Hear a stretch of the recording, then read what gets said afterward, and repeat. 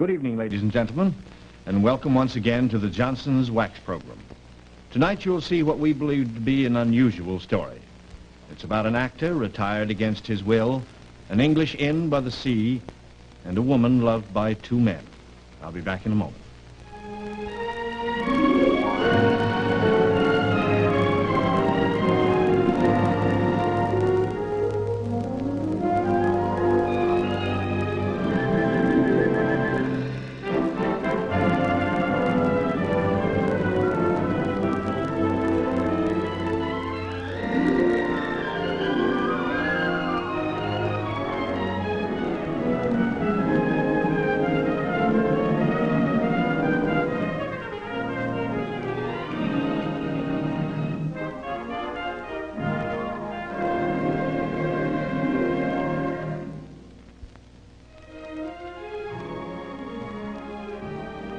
There are any number of ways of giving your car protection from the elements. For instance, one way might be to cover it with blankets, a couple of hot water bottles, and an umbrella.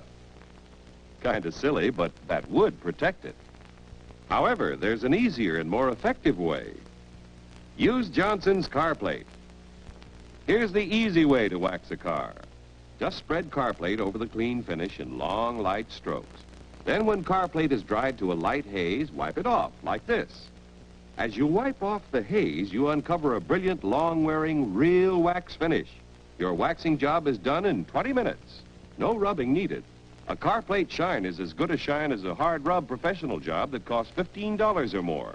And when you get your can of car plate, get Johnson's new car plate cleaner, which cleans your car super clean for a perfect car plate waxing.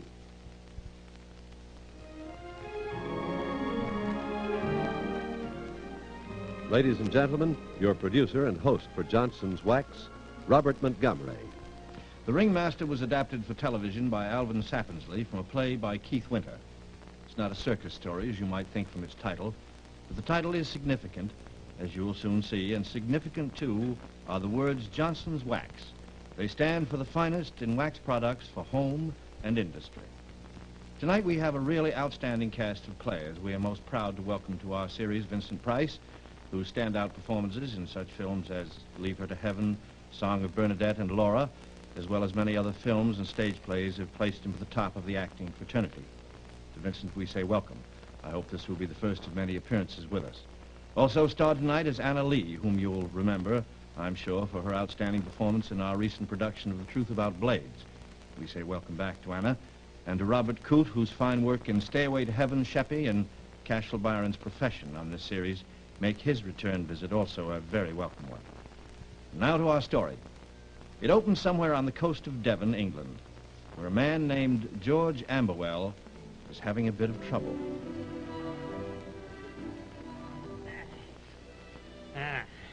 Here's your trouble, sir. The fuel pump. Afraid it's had it? Yes, well, I'm afraid I've had it. Tell me, excuse my ignorance on this matter, but how far can I go without a fuel pump?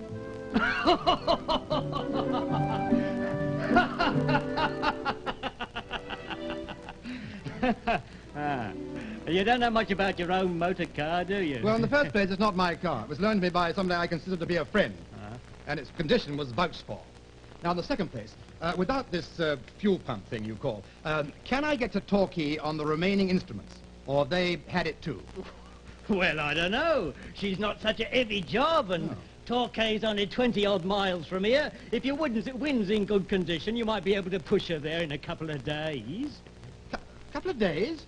You mean it won't go at all? Well, not under own power, not with the fuel pump gone. Perfectly ridiculous. I mean, there's a whole hood full of instruments, and one goes wrong, and the rest has had it. I mean, absolutely. Well, what are we going to do? Leave it with me, sir. I'll have a right as rain by tomorrow evening. Oh, tomorrow no sooner than that. Afraid not. So happens I don't have a pump in stock to fit you. Have to wait till I drive into Exeter tomorrow afternoon. As soon as I get the part, it won't take a minute getting it in there. Very inconvenient, I must say. Well, as it looks as if I'm going to spend the next day here, would you mind telling me where I am and what arrangements can be made for eating, washing the hands, and sleeping? Oh, as to where we are, we're nowhere in particular. We're a few miles between Exmouth and Teignmouth, and a little bit south of Newton Abbot. Place is called Lime Ferrers. Oh, well, there must be a Lime Ferris Hotel. Huh? There's an inn, sir. A Red Roof, it's called. But I can't rightly recommend it, never having been inside the place myself. As a matter of fact, this is the first year it's been open. Oh, well, how do I get there? It's called Red Roof, is it? Yes, I'll show you. Right. Take this road you're on and Yes. follow it down about a quarter of a mile or so. Yes. You come on another road, not concrete like this one, but tar, leading off to the right. Yes, yes. It's called Phantom's Lane, Yes. because way back in the old days, when the smugglers used Oh, to... yes, bring in the- yes, I'm sure. Yes, I can see the whole point. Yes, Phantom, yes, rather. Very good, very funny. Now, all right, we go down the road, yes? Oh, well, you follow it down about 100 yards or so down towards the sea. Yes. You can't miss Red Roof. There's a sign outside, and it's the only house on the left as you face the beach.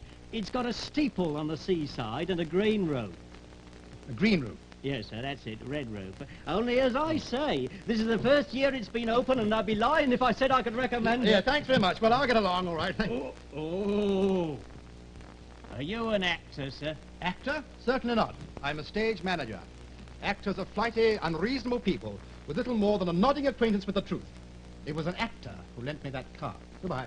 I'll see you tomorrow evening at 6. Right along this road, sir, about a quarter of a mile, then you're right down towards the sea. Red Roof, it's called. You can't miss it.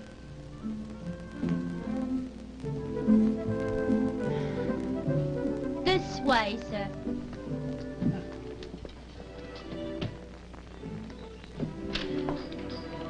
Put your bags down. Wait in here, sir. I'll fetch Mrs. Hammond. Mrs. Hammond is the proprietress of Red Roof. Well, I only want a room for a night. You know, my car broke down and... Yes, sir. Mrs. Hammond will take care of you. You're not full up, are you? I'll fetch Mrs. Hammond.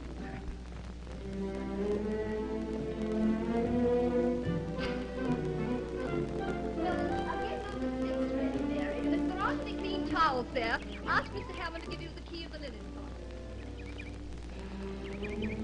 Yes, sir, I understand you like a... Oh! By Jove! George Amberwell. Oh, it isn't possible. You can't be here. Well, of course, it's completely possible for you to be here. Anne Hammond. In person. Oh, no, no. It's been years, absolutely years. Oh, you're the last person I expected to find in line with this. Well, of course, it's completely commonplace to find you here. Anne Hammond. Oh, no, really? However did you manage to find him? I assure you it was my last intentions in the world. I was on my way to Torquay in my car. Oh, well, forget that. What are you doing here? Oh, running a hotel. Oh, you're not. Huh? You'll think differently, young man, when you get your bill in the morning. We are putting you in number 6. It's quite a good room, has a splendid view of the Dukes. Would you like to register? The book's in the hall. I can't believe it. No. Is Peter here? Well, of course he is. Why not? Oh, yes, of course. Why not? How long? Oh, about a year now. You see, we were casting around, wondering where to go and what to do. And then finally Peter said, why don't we take the money from the accident and set ourselves up as a pair of innkeepers? And I said, why not? And Peter couldn't think of any why nots, so we hunted around and found Red Roof. Which you painted red. Green. It always was green. Oh, always green. Well, why call it Red Roof? It's the most disturbing thing. I haven't the faintest idea. Oh, but George, this is wonderful. It really is. Oh, Peter will be delighted. How is Peter? Oh, never better. Eats like a horse and sleeps like a drama critic. So do I, for that matter. Give us the simple life any day, George. Yes, now I look at you more closely. I can see that. You look like a bucolic Beatrice. Oh. Most disgusting.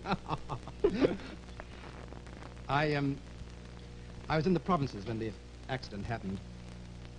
Didn't get back to London till the lawsuit was on. Yes, well, it's all over and done with. We're as happy as larks and up to our elbows in the hotel business. Peter has great plans for expanding as soon as we get a few seasons under our belts. How's business? Oh, so-so just now. As a matter of fact, we've only got Mrs. West and her son and Mrs. Lancaster, a widow. Oh, but George, we can't let you run away like this. You must stay a week at least, guests of the management. Oh, but darling, look, I had to go to the Saracens in Torquay. It's all Nonsense, Well, I nonsense. We'll can't. ring them up and put it off for a few days. Why once Peter knows that you're here, he won't think of letting you go on for a Oh, fortnight. Now, not another word. I'll go and find him. Oh, but Anne, I must go. I'm so sorry. I didn't know Oh, anybody no, was no, in come here. in, Mrs. Lancaster. This is an old friend of mine, Mr. really? Amberwell. How do you do? I haven't seen him in years, and I'm just getting my breath back. Oh. Oh, how dreadful of me. This telegram came for you 20 minutes ago. really? I was on my way to find you, and I ran slap into Mr. Amberwell. I'm so sorry. Quite all right. I can't think who could be sending me a telegram. Well, I hope it's nothing worse than the decease of a particularly unpleasant relative. Oh, a wealthy, unpleasant relative, huh? Well, unfortunately, the Lancaster clan boasts only one rich relative, and that's me. Oh, you are partially right, though. It does concern a relative, though hardly a deceased one. Oh? My niece. Can't say I'm delighted at the prospect. Oh, I say. Oh, I should explain, Mr. Amberwell. You see, I'm Peggy's legal guardian, and I was rather looking forward to her trip to Paris as a sort of vacation from the duties of chaperonage. I suppose you do have a spare room, don't you? Oh, any number of them, I'm sorry to say. Oh, dear. Why is she coming back so soon? Well, measles has broken out in the family she's with now, and so they're sending her to me. Oh, I hope she's not going to bring her measles here. No, Peggy's had measles, though I can't guarantee she won't get something else, provided she can be sure of it's creating a stir. Well, I'll go and have Mary get a room ready for her. And I'll tell Peter about you. Oh, my goodness. Red Roof is experiencing a great increase in custom all of a sudden. Nice. I must start coping. Excuse me, George. Mrs. Lancaster? Yes, of Don't be course. long, dear. Tell me, Mr. Amberwell, are you a very old friend of the Hammonds? Oh, not half, yes. Absolutely bowled me over meeting Mrs. Hammond again. You know, the three of us were together, 4 or 5 years ago. The show at the Aldwych, 6 months. Oh, then you're an actor, too. No, stage manager. Oh, I see. Well, then you knew Mr. Hammond before the... Oh, yeah, the accident. Oh, yes. Dreadful affair, yes. Brilliant career, just wiped out in a second. How did it happen? Well, the didn't most it? ridiculous thing imaginable. Crossing the road to get a newspaper to find his notices, the great success the night before. Unbelievable. One of his greatest performances. Well, I was in the provinces at the time, and of course, when I heard about it... George! They tell me you're suffering from stripped gears or some similar automotive ailment. Peter. Oh, George, it is good to see you, old boy. Anne tells me you're planning to go on to Torquay tomorrow. Well, I won't hear of it. I shan't be satisfied with anything less than a fortnight's stay. Peter, I had no idea that... Oh, really, old boy? Oh, well, don't let it upset you, George. Why, this was the clincher at the trial. The attorney for the bus company tried to save them a few shillings, but all the jury had to do was take one look at me in my chair of pain, and they shouted as a man, "We find for the plaintiff." Oh, I say, you were away during the trial, weren't you? Oh, that's too bad. It was my greatest performance by far. Yes, I was in the provinces at the time. Oh, you know, the high point of the trial was when I took the stand and they tried to back me into the corner. I say, Hammond, that bus that allegedly struck you while you were crossing the street, which size bus would you say it was, sir? Oh, I'd say it was one of the larger ones, sir. Oh, I believe we have you there, Mr. Hammond. All of the buses in London are the same size, are they not? No, sir. The ones that come at you are the larger. I tell you, George, I was stellar, absolutely stellar. You were also stellar in West Wind's Fading. I read the notices. Yes, they were good, weren't they? All except Dalrymple in the Express. He said I lacked finish. Lacked finish, eh? Well, he certainly lived to eat those words. Plenty of finish around here. Nothing but finish. In fact, finish. My dear Peter, Oh, George, I am sorry. Please forgive me. Mrs. Lancaster, my friend Mr. Amberwell is embarrassed. Would you be so good as to tell him the rules of the house, that all that nonsense about pitying the poor innkeeper is out of date, to say nothing about out of bounds?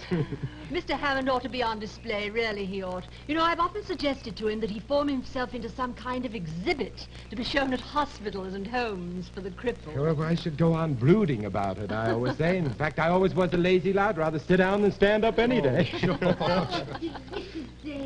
I'm so sorry for people who have to be cooped up.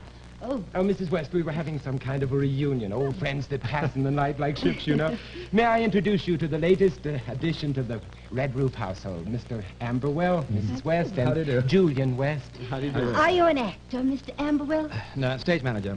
Julian's a budding young author, George. Oh, really? Yes, I've read some of his things today. Oh, now, Peter, I don't think you really, want to really, talk. Julian, they're quite good, really quite good. They lack a bit of finish, I should say, but that's easy enough to fix up.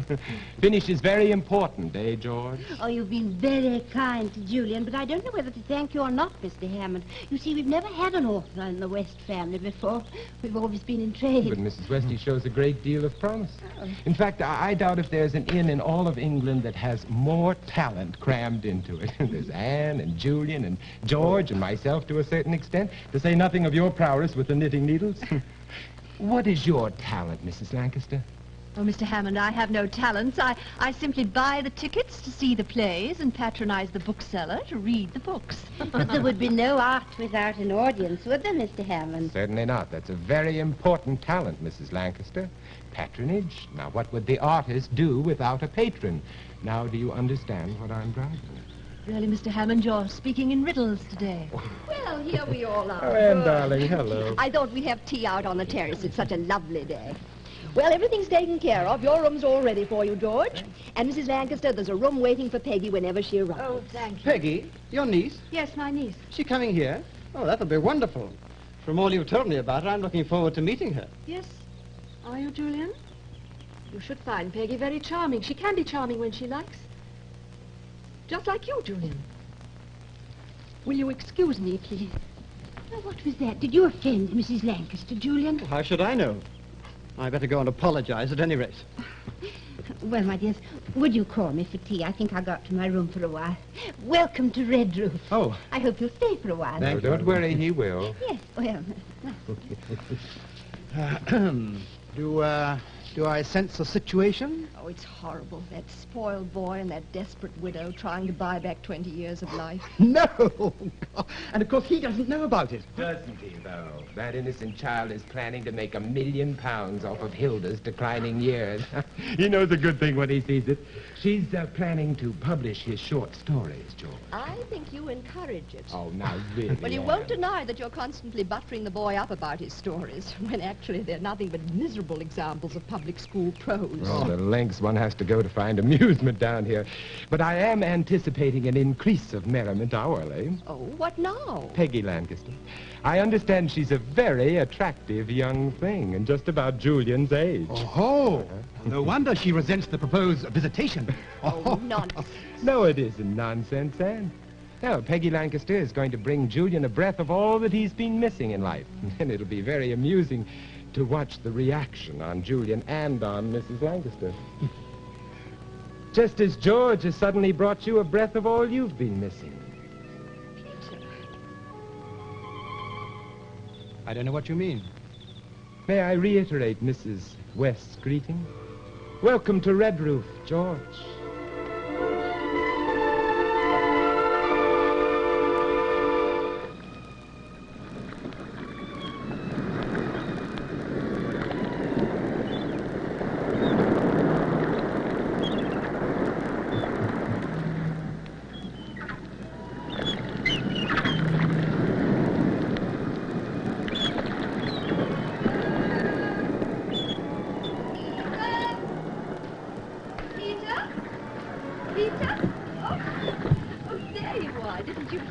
Yes, I heard you.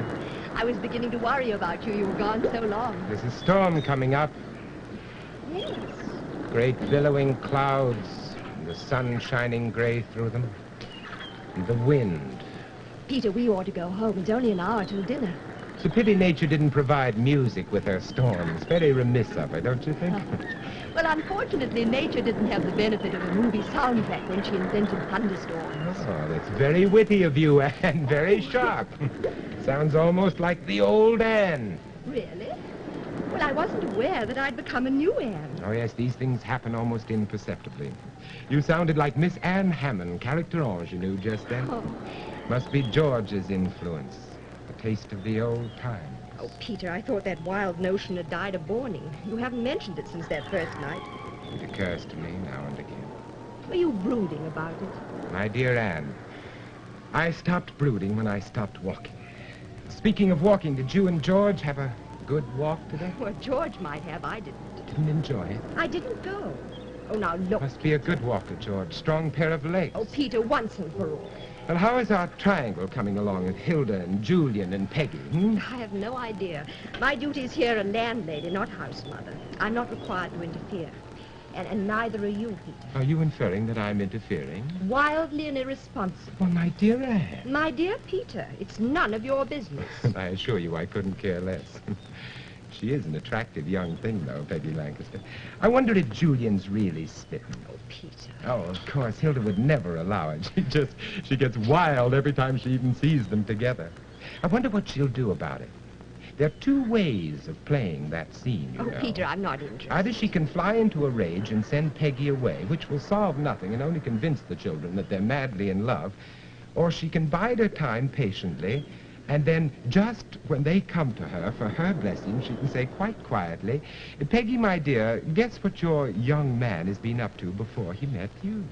Oh, Julian's been up to nothing, except a little mild embezzlement. And don't you just know that Hilda kept all of the canceled checks? She's too good a businesswoman not to keep books. Peggy's a clean-minded, bright-eyed young thing. The picture of her young man living off the largesse of an older woman would present a particularly distasteful picture to her. Peter, I didn't come here to talk about that. I want to talk about George. Yes, I thought you would. Not the way you think. So it's still there, is it? Some tug at the heart, some not quite dead emotion. The attraction's still there. There's no attraction. There never was. Oh, very well. If you say so, I thought you wanted to talk about it. You're making George very uncomfortable. Yes, I dare say. It's an uncomfortable situation. Inexcusable in an innkeeper, but so human, eh? Are you human? Sometimes I wonder. Down to the waist, I'm quite human. Oh, don't be too hard on me, Anne. He has such a good pair of legs. Call me inhuman if you like, but I'm human enough to envy them. Oh, Peter. I'm supposed to be the model cripple. Hurry, hurry, hurry. Come and see the man with no legs. He laughs, he jokes, he pretends it doesn't matter. Oh, Anne. That bus had every chance in the world. Why didn't it do a complete job of it? Oh, Peter, Peter, Peter. Don't be too upset. Don't take me too seriously. Consider how frustrated I am. I can't take revenge on a bus. Do you know I love you? I thought so. I do. Say you love me, and then we can all go home happily. Say I love you. I love you. There, you see. End of quarrel. Quick curtain.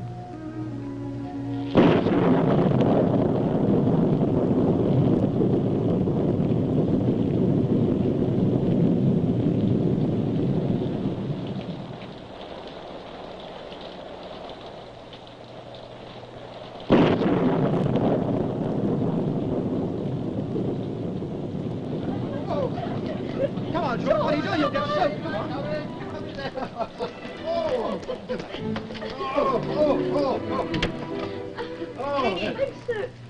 Aunt Hilda, I thought you'd be in bed by this time. Yes, I dare say you did. You should come along, Mrs. Lancaster. Did you enjoy the film? Enjoy it? Oh, absolutely awful. No, dreadful, dreadful. Most comforting, really. No, I couldn't have borne them otherwise. You're back rather late. I didn't think it could have lasted that long. No, we persuaded George to drive us on into Torquay for a little music and dancing. How accommodating of George. Oh, not at all. No, no, no. It was a bit messy when the rain started. Otherwise, it was most pleasant. Let's hope you all don't come down with a cold by morning. Peggy, I suggest you get out of those wet clothes immediately and go to bed. Oh, I'm all right. My concern is to see that you stay all right. Now, Peggy and I are planning a little game of table tennis before we turn in. But I'm sure you'll excuse Peggy. I'm not sure I want to be excused. Peggy, I'd rather not discuss this just now. I must say I'm a little surprised at your attitude. Under the circumstances, I'll excuse it. Under what circumstances? Well, I've just had a wire from your Aunt Sarah. Oh, is she well? Quite well, and looking forward to your visit. My visit? Peggy, you didn't tell me She that you... didn't know. I wrote to Aunt Sarah a few days ago, and she just replied saying she'd be delighted to have you come and stay with her. Now, I suggested a good time to go would be tomorrow. I think it will be a horrid time. They live on a blasted heath in Scotland. I'm not going. Peggy, you're expected. Oh, well, that's too bad. Telegrams go in both directions. But the matter's settled. The matter isn't settled. Or perhaps it is. I'm not going to Aunt Sarah's tomorrow or at any other time. Peggy, I absolutely refuse to discuss this any longer. I've had enough of your adolescent rebellion for one evening. The matter is settled. You will go to bed now and you will go to your Aunt Sarah tomorrow. Now, is that clear? Is it clear, Peggy? Good night, all. It's been charming. I'll see you up. The corridor is well lighted and the staircase is quite safe. I'm sure Peggy can see herself up. I'm sorry, Mr. Amberwell, please. Oh, no, no, not at all. No, it's quite all right. Quite all right. Well, I think I'll go to bed now. You may be right about that cold coming on. Good night. Good night. Good night, Julian. Good night, George. That was rather crude. I don't think you're in a position to use that word. Peggy hasn't harmed you. Peggy is not my concern at the moment. Cinema, music, dancing. Very lavish, very extravagant. Must have been expensive, Julian. I'm entitled to a little fun. And there's no reason to treat Peggy so brutally. You're hardly in a position to tell me about that. You're too young. You mustn't blame me for being young, Hilda. And I'm afraid sending her away isn't going to solve anything. What do you mean by that? I mean that I'm liable to follow her if you do. Julian! I'm in love with Peggy. I have reason to believe that she's in love with me. I'm sorry if it hurts you. Well, I must say you're being very thoughtful. I want to marry her. Do you expect me to permit it? Oh, I don't expect you to try to prevent it. You don't? Oh, why should you? Oh, just because you lent me a little money. Lent you? You'll be repaid. I don't care about the money. You sound as though you care very much. Don't you know why I've given you things? I know this, that you're probably not too anxious to have everyone know your reasons. Your real reasons. How dare you? I'm only trying to tell you that you don't own me completely. I'm afraid you've been thinking you did. Oh, you're despicable! Despicable!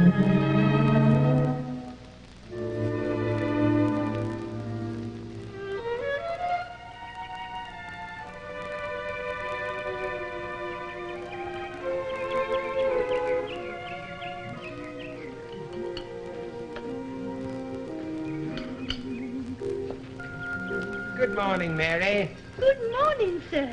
Cleared up beautifully, didn't it? Oh, yes, sir. I laid breakfast out here. I thought it would be preferred. As always, your judgment in these matters is impeccable. Oh. Where is Mrs. Hammond? Is she in the kitchen? No, sir. She's gone swimming. Swimming? Oh, surely not before breakfast. Yes, sir. I saw her go down toward the water about half an hour ago. That Mr. Amberwell was with her. I expect they're both swimming. Thank you, Mary. Yes, sir. I'll have my breakfast now. Yes, sir. Would you like kippers or egg? I'll leave that entirely up to you. Yes, sir. I'll bring you a bit of both.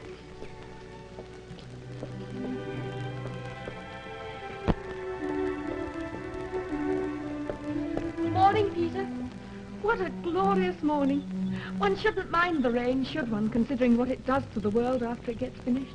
You must have gotten yourself thoroughly soaked last night. Why do you say that? Because your radiance absolutely dims out nature. Why, Peter, nobody else down yet? No, it appears not. Would you like to have breakfast with me this morning, Peggy? I'd love to. Oh, there you are. Forgive my not getting up. Don't give it a second thought. Bravo, Peggy. What now? You don't shock easily, do you? That's most admirable and most unusual. You wanted to shock me. That's why I didn't shock. I believe you really like to shock people. I believe you found me out. You've heard about the row with my aunt last night? Yes. May I tell you something, Peggy? You can be the ringmaster in your life, if you choose. Or you can be just one of the acts, in the spotlight for a few minutes and then back to the cage for the rest of your days. You've got to make up your mind now. Oh, good morning, Mr. Hammond. Good morning. Good morning, Peggy, Aunt Hilda. shouldn't you be packing? I don't think so, Aunt Hilda. You see, I'm not going anywhere. Not going? Peggy, I told you last night. Mr. Hammond, you haven't been trying to influence her, have you? Why, Mrs. Lancaster, what a thing.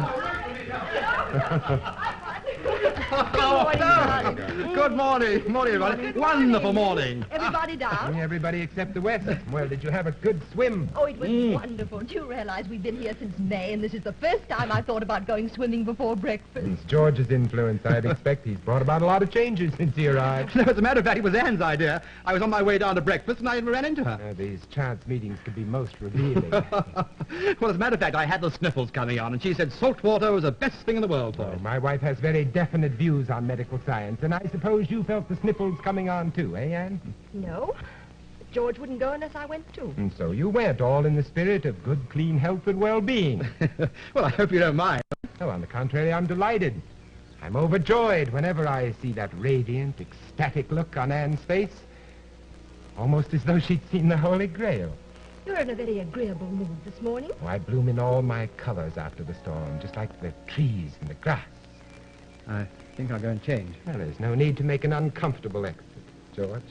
As far as I'm concerned, the incident is closed. I wasn't aware there was an incident to close. Now, that, of course, is problematical. I see nothing problematical about it. My dear Anne, our guests are becoming embarrassed. Now, look here, old man. Oh, really, George, please, not old man. It makes me feel as though Granville Barker were peering over my shoulder. Good morning, everybody. Isn't it going to be a perfect day? Certainly starting out that way, Mrs. West. Good morning, Julian. Good morning, Peter.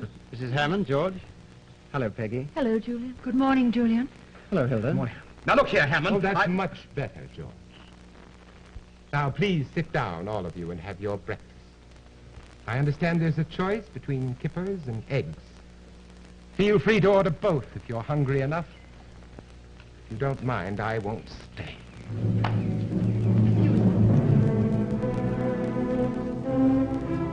Peter!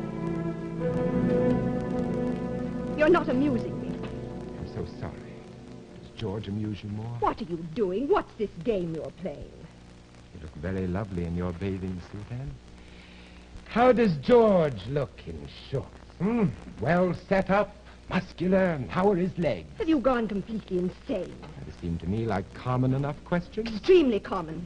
I know your little games, Peter. I know how you like to amuse yourself. But this is the first time you've seen fit to make me the butt of your twisted sense of humor. I was just trying to be generous. I didn't want you to go overboard pitying the poor cripple. If you want George... I don't want George! Does he want you? The subject's never been mentioned. It's very clean-minded of both of you. It has nothing to do with clean-mindedness. There's never been any cause, any reason. Oh, Peter, this is ridiculous.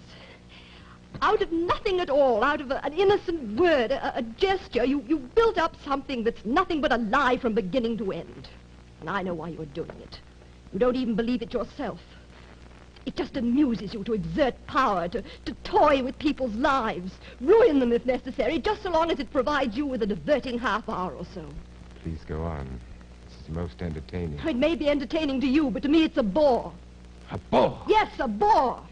Anyone who isn't a real person's a bore. And you're not a real person at all. You haven't had a sincere thought in your life, Peter, and it's made you dull. Yes, dull, dull. Dull beyond dreams. You really mean that, don't you? Yes, I do. So I'm dull, am I? Well, I hope this doesn't bore you, Anne, because if it does, you're going to be bored for quite some time to come.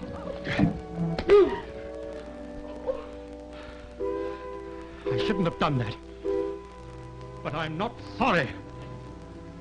You will be, George.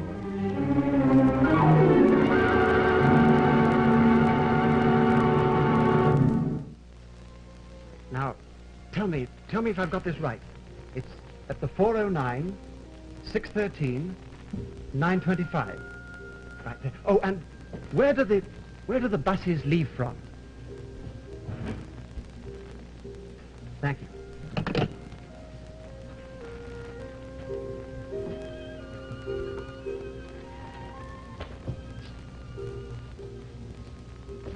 Listening, Peter?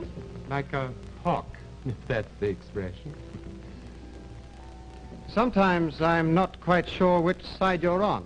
Oh, I've made flattering remarks about your writing. Oh, very friendly remarks. Very flattering. Peggy's been more friendly. Oh, she doesn't like them. Oh, she says that I can do better. They're unworthy of me. Oh, but then she's in love with you. Well, does that mean she's not being honest with me? Oh, I dare say as honest as you are being with her.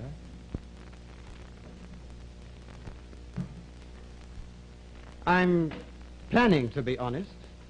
You mean about Hilda and you? Oh, that was only... Only money, yes, I know. And your motives in accepting it were as pure as can be. But what about her motives in giving it? And what about the chances of her telling Peggy? I think you had better tell Peggy yourself, Julian, first. Yes, I know. But afterwards. You heard me just now. You know what we're planning to do. Hilda insists that Peggy leave. But if she does, I'm going with her. Bravo, Julian. And what about money?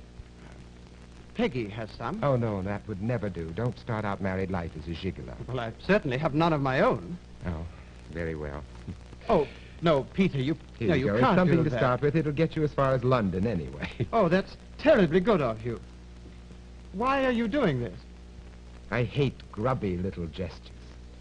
If you're going to break somebody's heart, Julian, for heaven's sakes, do it in style.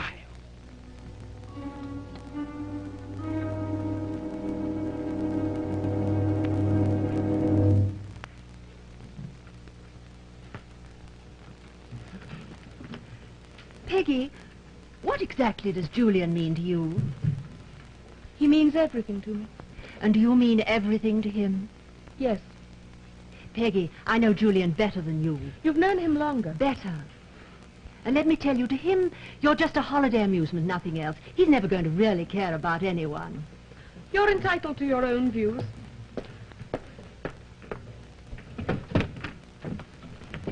Hello, you two. Nearly ready? Almost. How does that concern you, Julian? Why, Hilda, you don't expect Peggy to lug these heavy suitcases down to the bus stop herself, do you? Well, I was going to get Mr. Amberwell to take her down in his car. I'm afraid that's out. George is going up to London. Is leaving very soon. George is leaving. Why? Oh, he says they're starting rehearsals a fortnight earlier than planned. However, from the look on his face at lunch today, I would say that something's going on. He was looking glum, now you mention it. So was Mrs. Hammond, as a matter of fact. Yes, today's been rather a grim one so far. What have you two been up to? Oh, we've been spending a not too profitable few minutes discussing you, Julian. How alarming. From what aspect? Are there so many? Oh, might be biological, spiritual, intellectual. Or financial? What does she know about your hidden past, Julian? More than I do, apparently. Peggy, don't dawdle. You don't want to miss your bus. I'll be downstairs.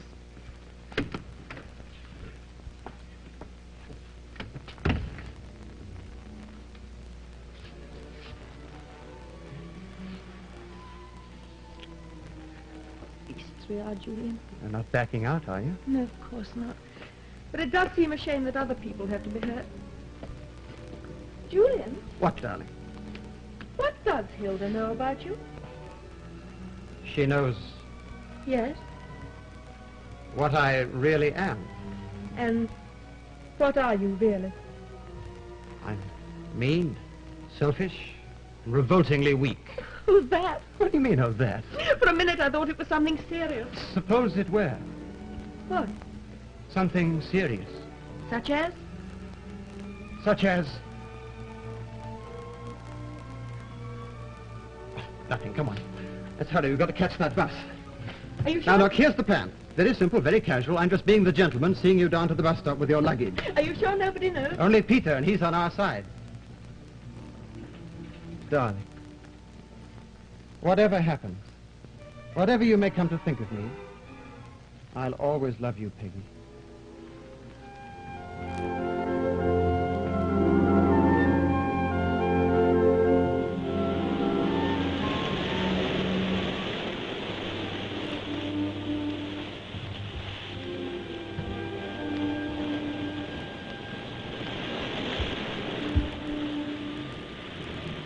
I wanted to see you before I left. Are you really going? Well, I don't see how I can stay after... Why didn't you tell me before Tell you what? that he was like that? Oh, he isn't always. Always. When everyone adores him, no one can be nicer. But they mustn't stop, not for a moment. Charming for you. Oh, it isn't really so bad. You see, I'm usually able to adore him quite adequately for his purposes. What about for your purposes? Oh, don't misunderstand me, George. I love Peter. Does he love you? I'm his most valuable possession. He couldn't get along without me. Couldn't he? He's just a child, really. Yes, he has some very unattractive childish tricks, too. And Yes, George? something I must tell you. My real reason for leaving. Well, I should think it was obvious. Peter's decided we're in love. We're not. But it's quite impossible to convince him. The situation's become impossible. It's more impossible than you think, you see. Something put the idea into Peter's head. Oh, just his imagination, nothing else. No, it's not as simple as all that. Something did put the idea into his head. I'm afraid it was I. What do you mean? Because, you see, it's true. I do love you. Oh, George. I loved you, from the day that you married Peter 6 years ago. Oh, my dear, I'm sorry. I didn't know. Oh, of course. Peter must have seen it even then. Now he's trying to get it back at you. Perhaps he has a right to. Because, you see, I've never really given up hope. And is there any chance that... I'm sorry, George. None whatever. You see, Peter needs me. I see.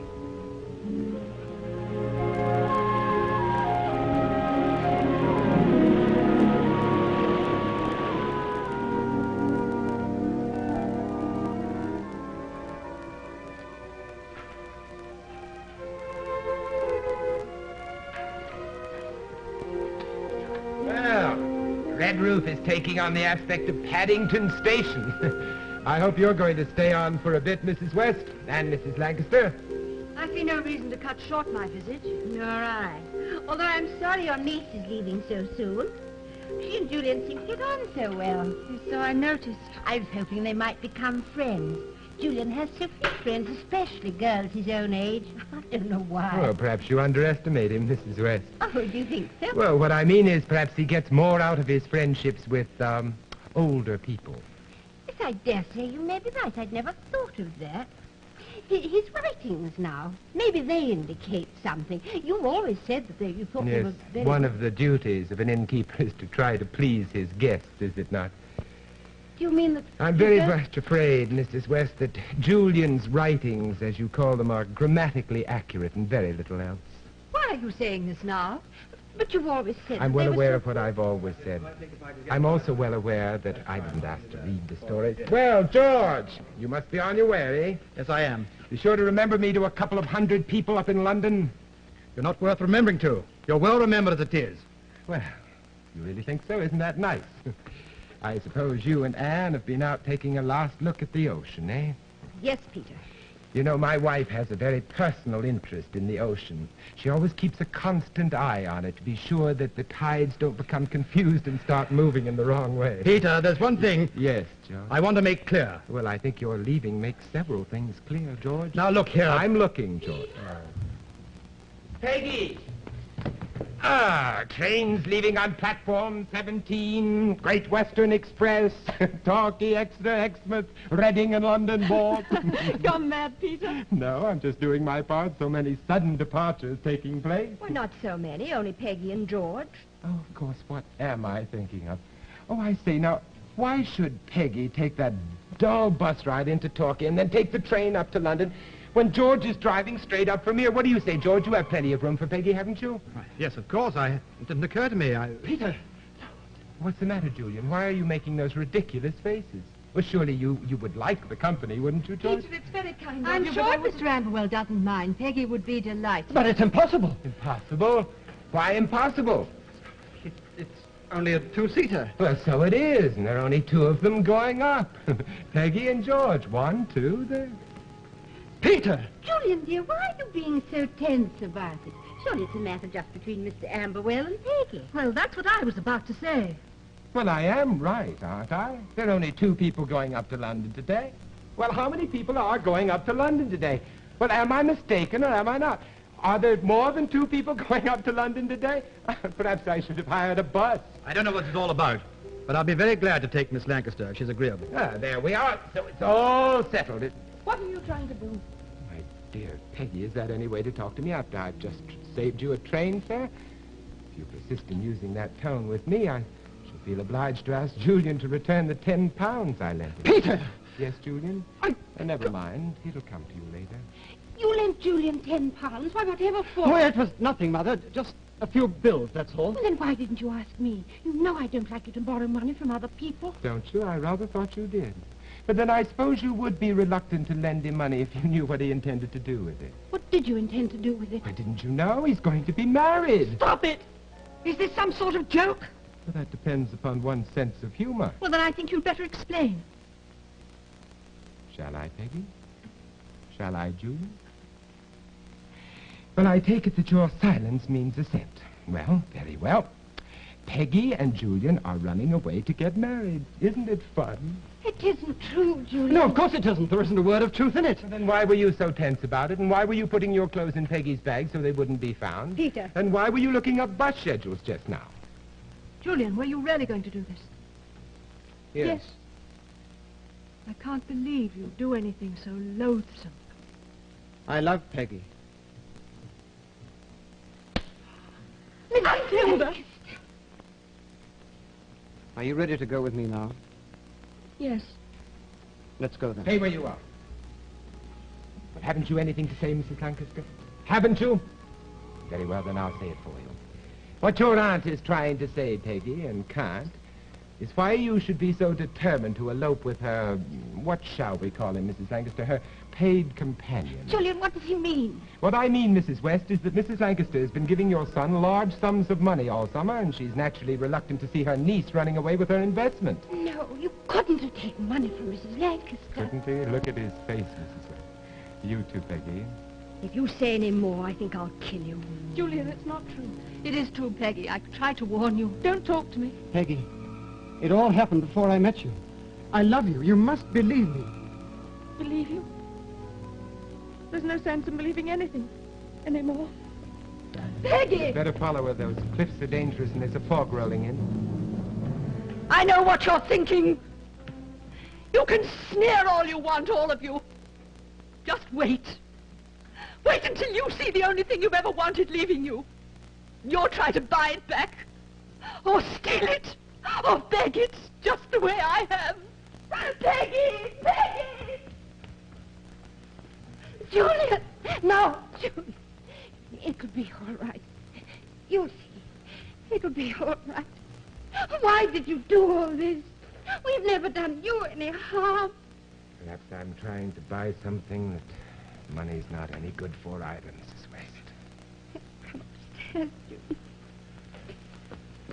Satisfied now, Peter? You haven't any guts, Julian. No, I haven't. If I had, I'd have thrashed you right here and now. Please feel perfectly free. Hitting cripples has become the thing to do around here lately. George, I'm sorry. You'll have to drive up to London all alone. No, he won't, Peter.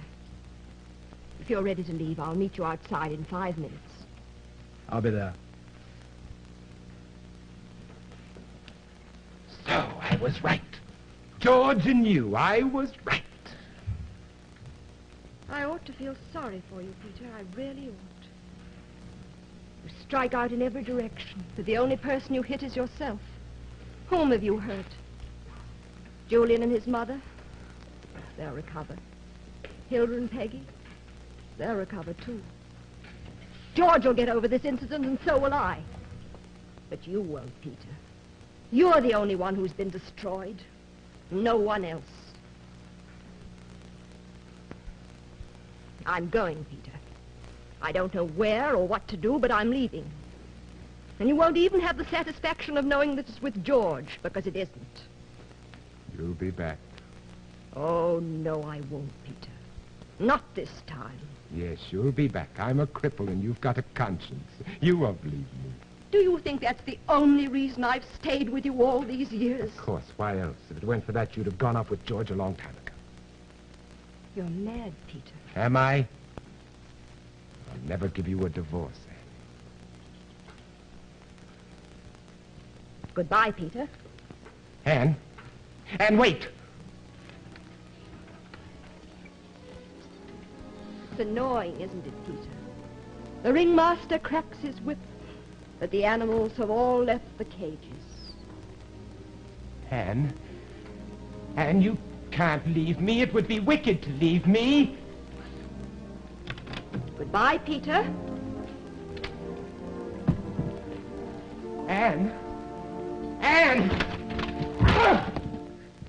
Oh, Anne! Anne, somebody!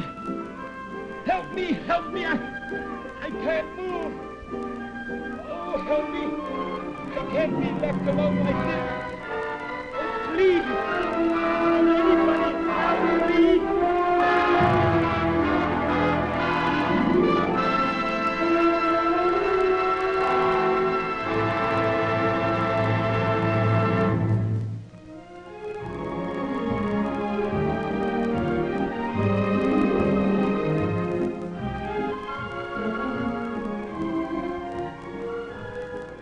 Ladies and gentlemen, Mr. Vincent Price and Miss Anna Lee.